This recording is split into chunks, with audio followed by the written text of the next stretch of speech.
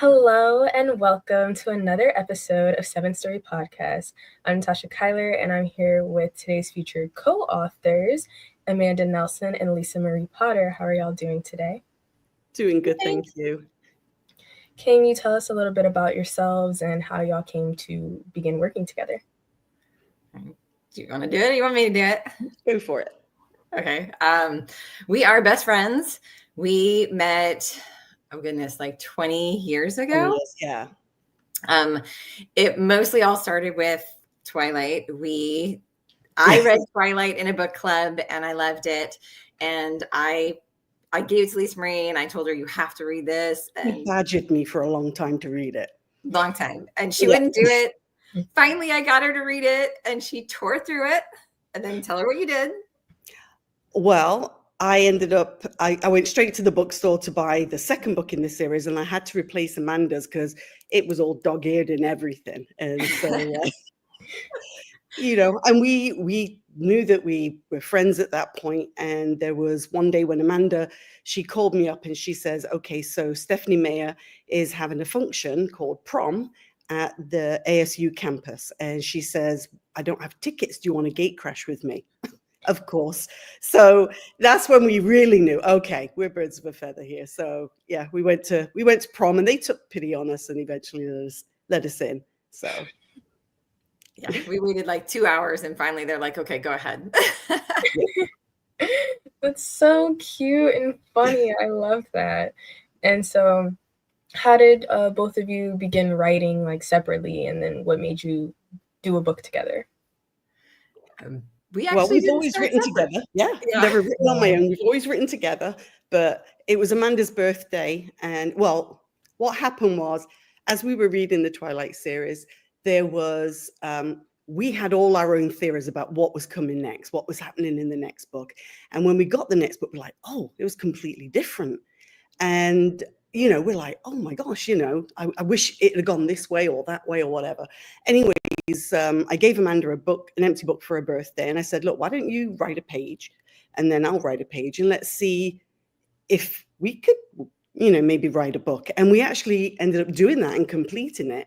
And that's our book, baby. It's on the shelf at the moment, but we do want to release that one at some point because that was when we were newbies and we didn't really know what we were doing. And so, yeah, it was really bad. Looking back, it's really bad. Yes.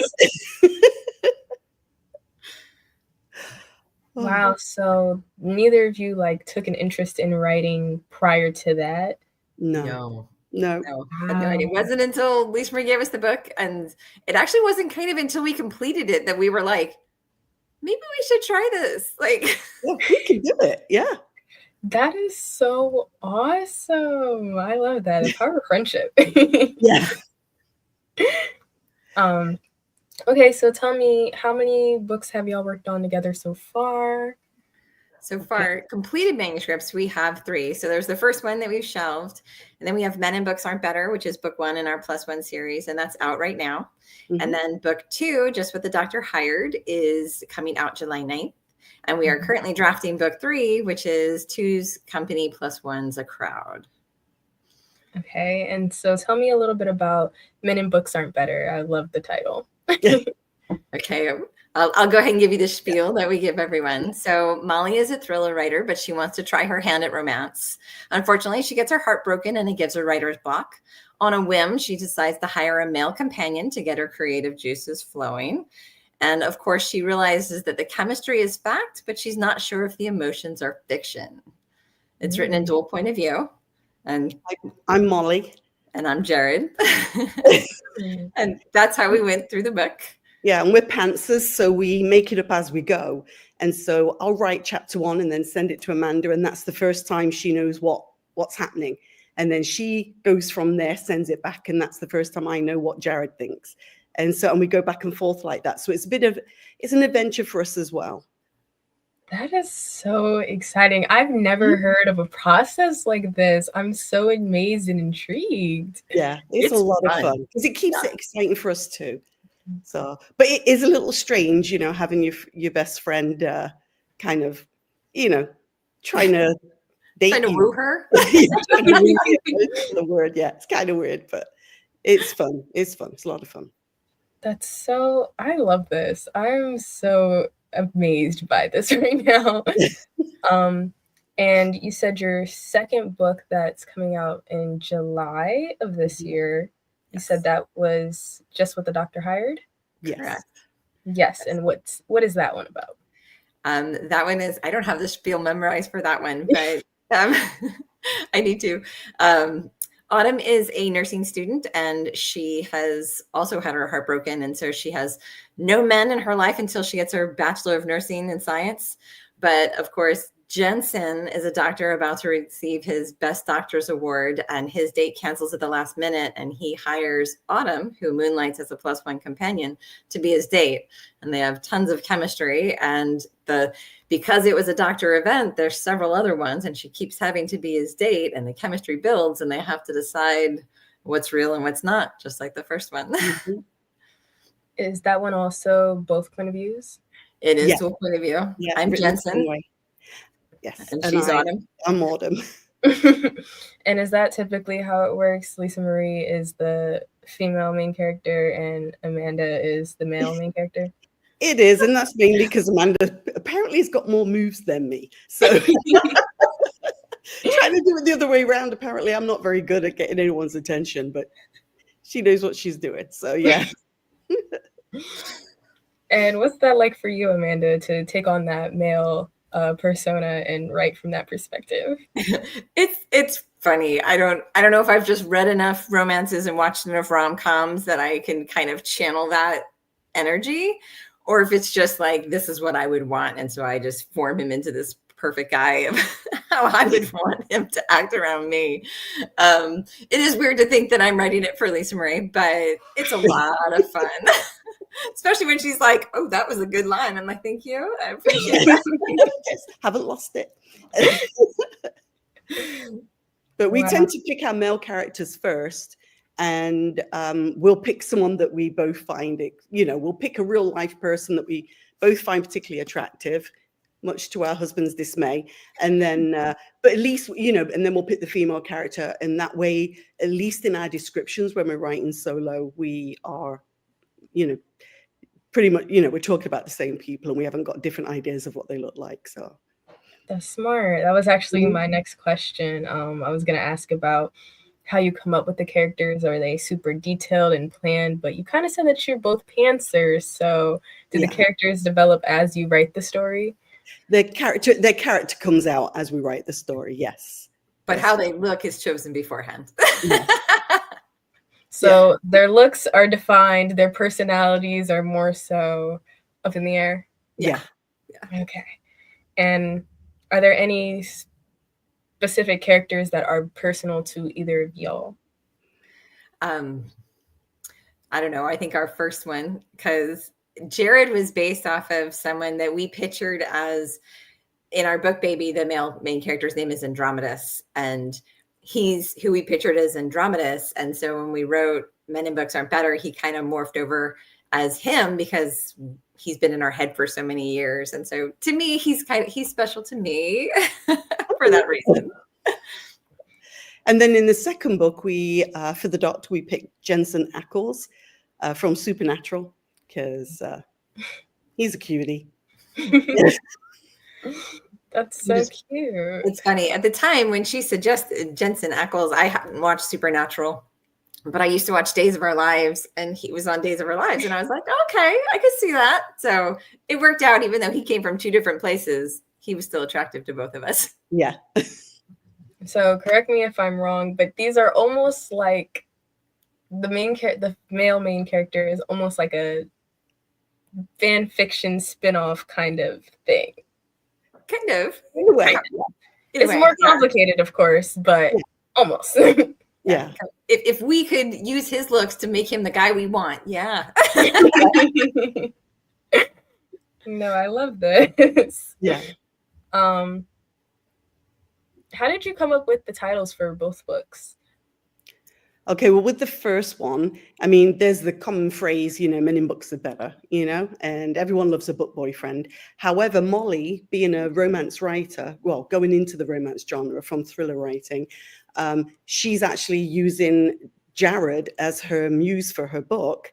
And so even though she's writing about him, he's better to her in real life. And so men in books aren't better for Molly.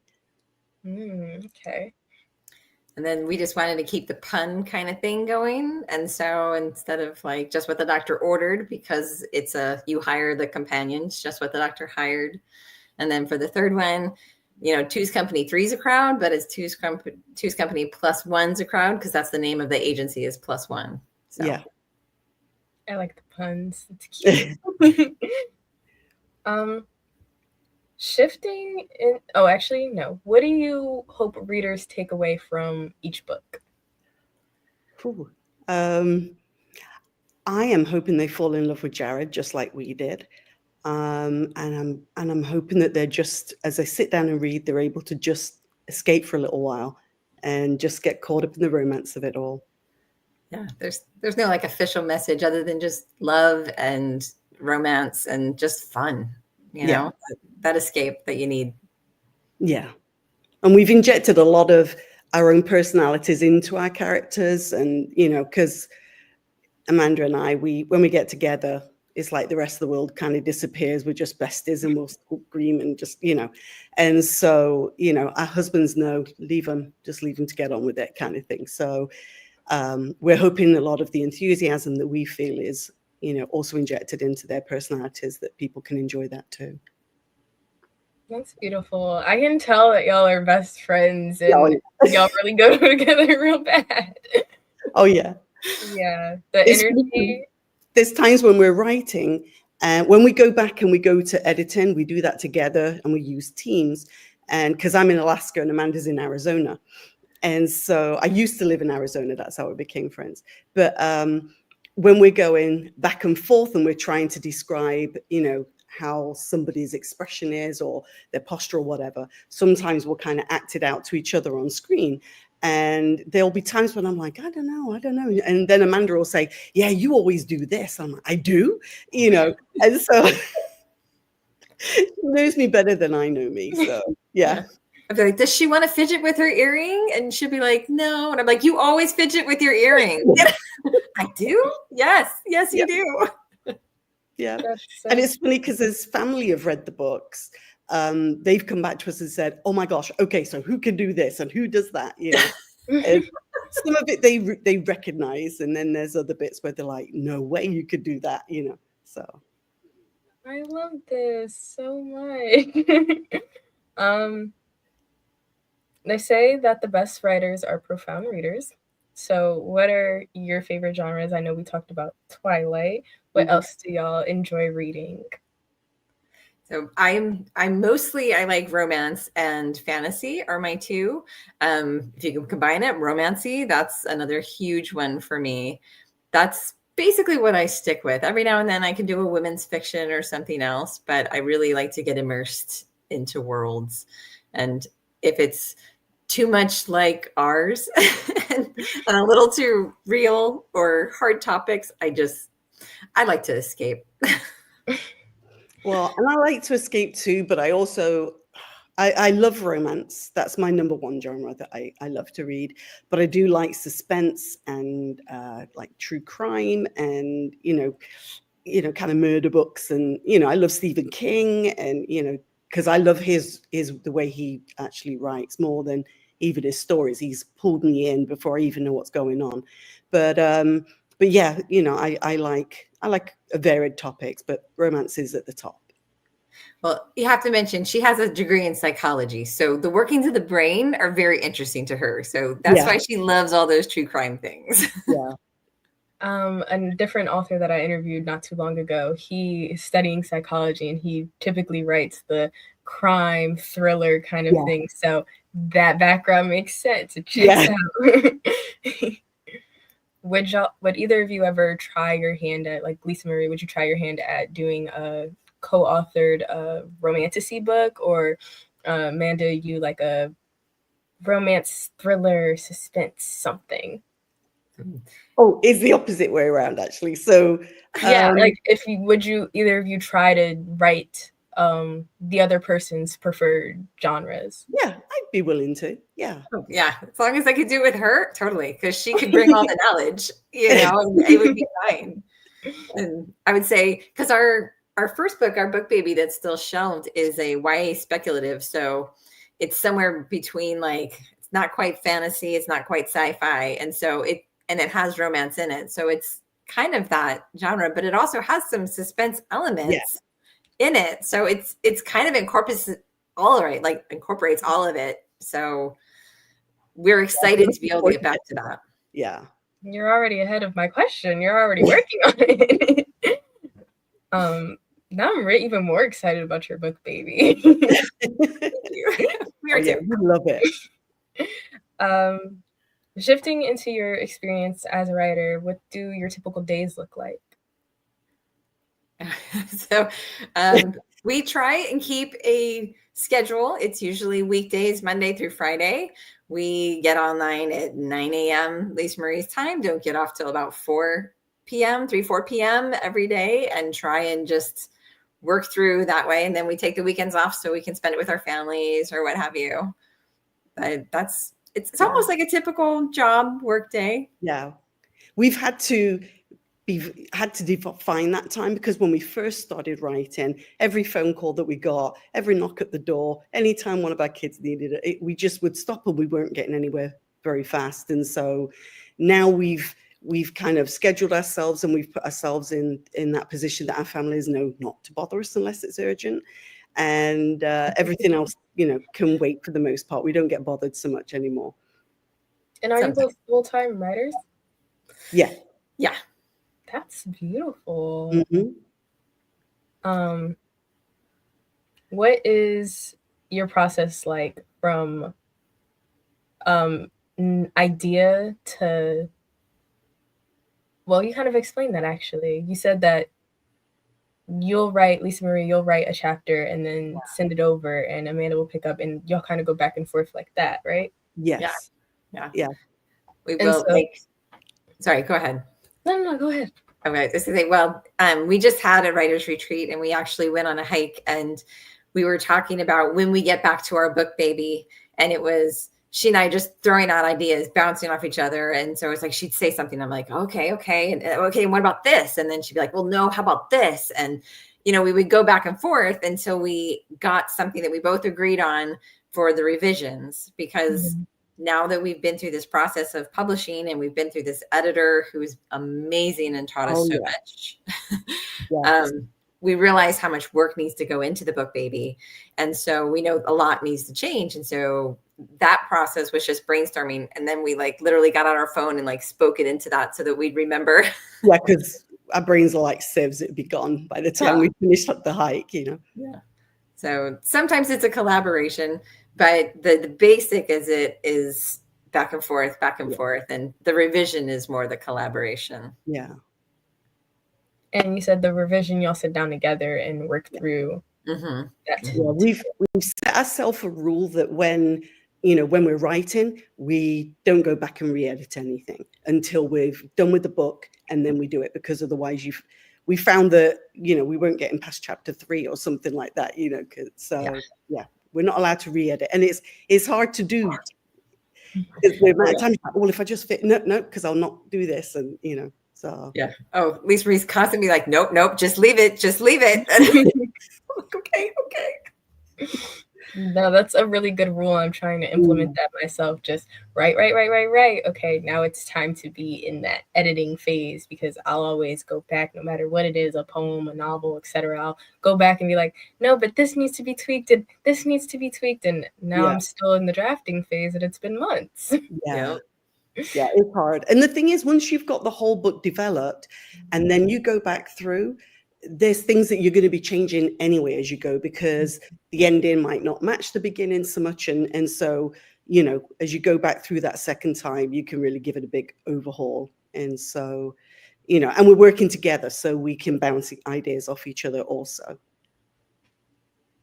Sounds like the editing process is a little smoother.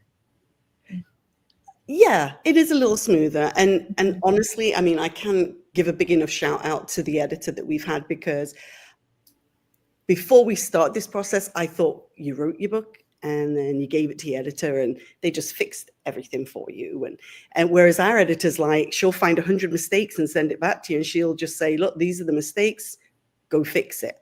And because of the way she's done it with us, we've learned, rather than, just it's been done for us. And the funny thing is we laugh because like when we submitted Men in Books Aren't Better, the first 100 mistakes were, it took 13 pages to get to it. And so that process for the first book is like, oh, this is never ending. We're really screwing up, Whereas with the second one, we had learned so much from our editor that it flowed and there was hardly any edits once we got to that stage. So we are grateful for her for that. So it does go a lot smoother, especially since we know what we're doing a little bit more now. I mean, commas are still kind of and then but elusive, whatever. Yeah, they're ninjas. I don't know where they go. Yeah. We just kind of just blow them into the script. Yeah. Totally. Commas and for me the various dashes. Yes. Always.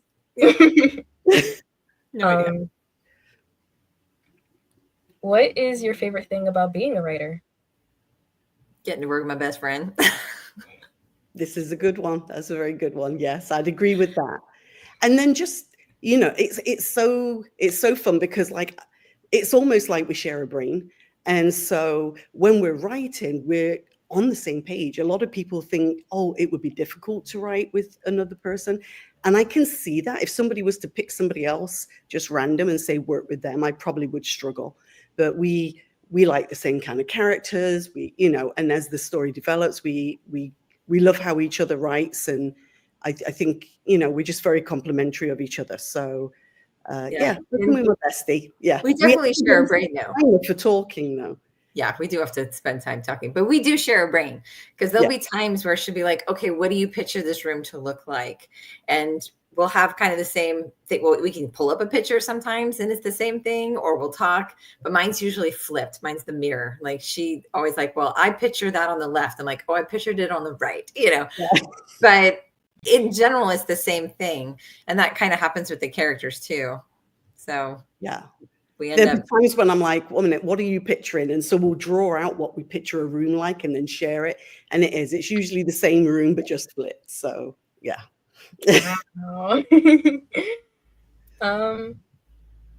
What is the most difficult thing about being a writer? I'd say the first stage, coming up with the idea as you go. I mean, if I had to follow a plot all the way through, I would really struggle then, I think, because, I've got to make every chapter match up to that. So I like being a pantser, but the thing with being a pantser is you are figuring it out every time you get the chapter back from the other person, because I might have thought, okay, I'm directing it this way, but then that next chapter comes back and I'm like, oh, it went over there. That's interesting. So then I've got to come up with, something new. And so, and the thing as well is that we always create a backstory that may never even be included in the book, but we create a whole story, a family for these people where they've, an outline of everything they've ever done. And, it's fun to do, but it's also, you've got to make it that then that personality of that character matches everything that they're going to be experiencing. And so, yeah, the drafting for me is the hardest. I almost don't like our books until we've passed that stage. She doesn't. I have to remind her. I'll be like, do you even like these people anymore? Because it feels like you don't. It's probably because it's the longest stage, Yeah. So. For me, the hardest part is the marketing. It's a lot of marketing. We are with a small press, and so there's marketing's on our shoulders. And so trying to get it out there, we have to arrange all the book signings. We have to, make sure it gets on the social media. We have to create the videos, whatever it is. It's a lot of work. Mm-hmm. Didn't think it would be so much, but. Well, and Amanda's more, she's more outgoing than I am. And so, being on social media and everything, I feel like I look like a piece of cardboard, I'm not natural with a camera in my face. And so when we do TikToks, for instance, for the most part, I'll try and use anything around me other than my own face, you know. And Amanda will go on there. She just looks like she's been on TV for years. And I get on there and I'm like, I don't know what my name is. And so, yeah, if anyone goes on our TikTok, they'll see how awkward I really am. And so, but yeah, so I can talk so much, but I tend to get nervous when I'm in front of a camera. So, yeah, like you should see the real her. She's not usually nervous at all. Yeah. In this interview, you're doing great. I would have never known. I was fanning myself just before I got on because I was like sweating with nerves. The back of my knees.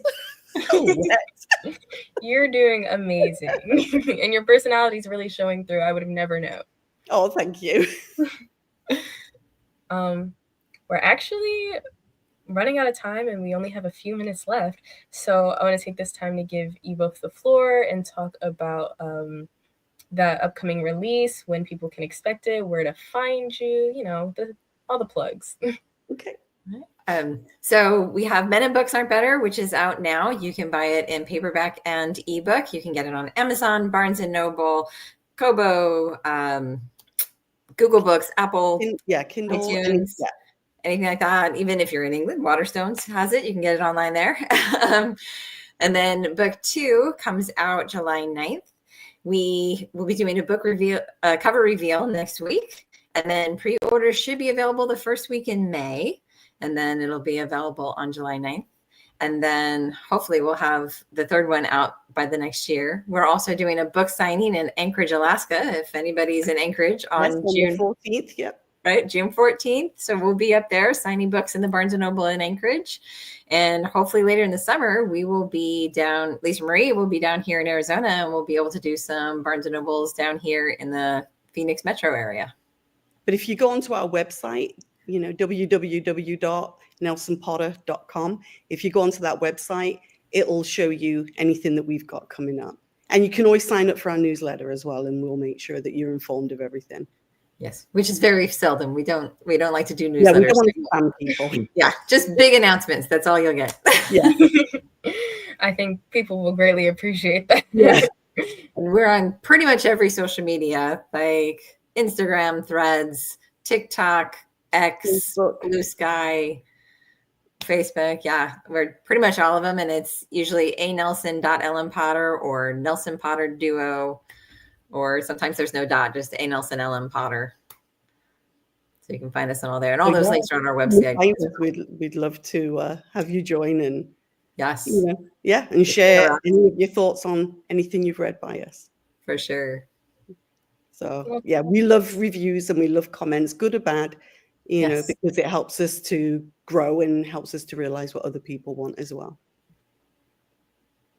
This has been beautiful. This has been great. I'm inspired. I want to try a collaboration project now. I love the chemistry that y'all have together in terms of just how you feed off of each other's energy. Like, this has been truly, truly amazing.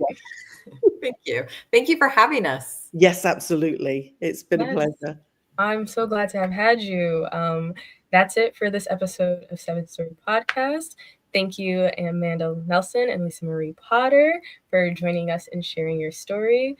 Check out their books. It will be linked. And until next time, I'm Natasha from 7 Story Podcast. All right. Thank you. Thank you.